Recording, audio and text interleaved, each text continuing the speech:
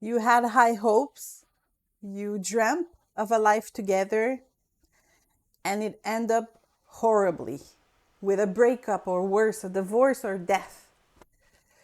Of course, you're gonna need time to heal, but then reject pessimism. After all, we serve the God of resurrection, right?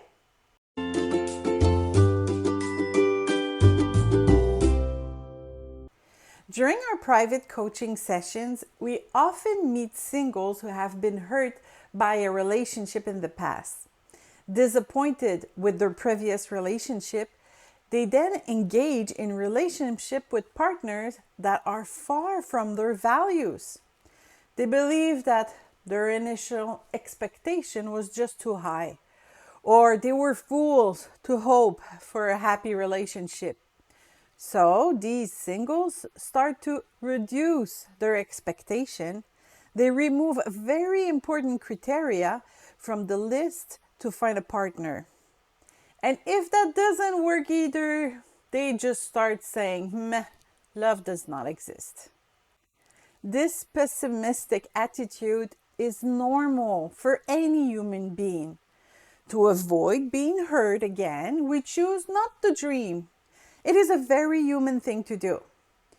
But when we give our life to Jesus, we are no longer of this world, like John 17:16 says. If we are not of this world, then we don't have to be burdened by this defeatist attitude. In the Old Testament, when a person had a special encounter with God, they used one of his attributes to give a specific name to the place where it happened. Take the example of Abraham in Genesis 22. In obedience, the patriarch was willing to sacrifice his son Isaac.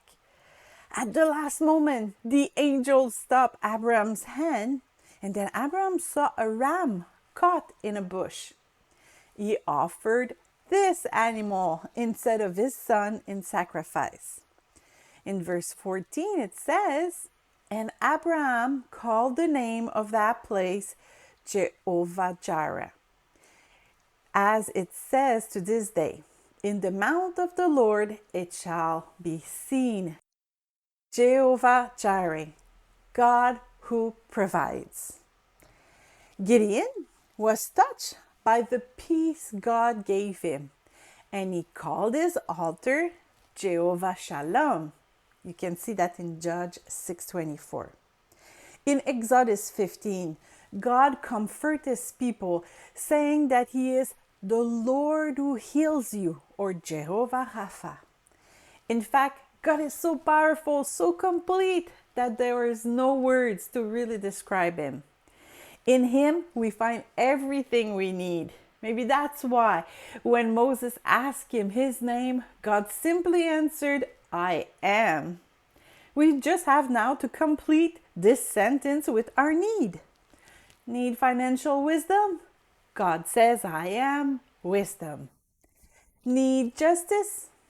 God says, "I am your righteousness." We serve the God of peace, the faithful God, the God of love. Do you need to resurrect the dream of a happy marriage? He is the God of resurrection. God clearly proved that, as he have the power to resurrect the dead. Jesus is, of course, the best example. In the dream of Ezekiel, God showed him that he can recreate a complete army from dry bone. You have that in Ezekiel 37. He is almighty.